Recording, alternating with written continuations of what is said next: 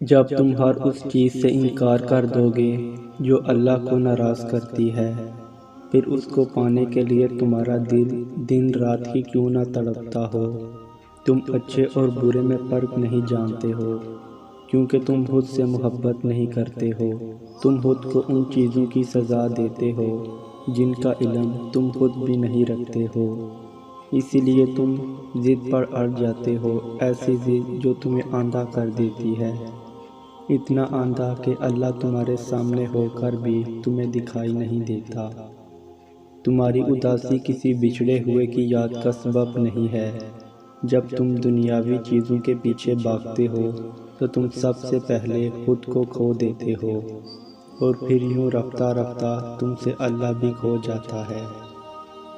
تم یہ غم تو ساری زندگی سینے سے لگائے رکھتے ہو کہ فلاں شخص بچھڑ گیا، فلاں مجھے توڑ گیا، مگر یہ تو سوچتے ہی نہیں ہو کہ میں بچھڑ گیا اللہ سے، میں ٹوٹ گیا اس سے دور ہو کے۔ بس اسی لیے تم قرب میں مبتلا رہتے ہو اور بھول جاتے ہو کہ وہ تو ہر چیز پر قادر ہے، اس کے خزانوں میں کمی نہیں آتی۔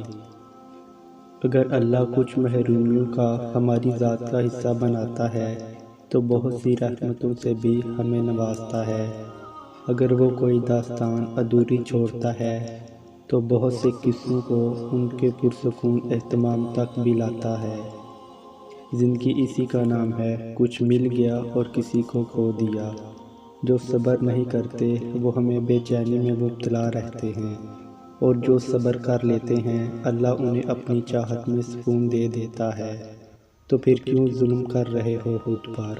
اس کی چاہت کو اول رکھو گے تو وہ تمہاری ہر اہتمام پر سکون بنا دے گا۔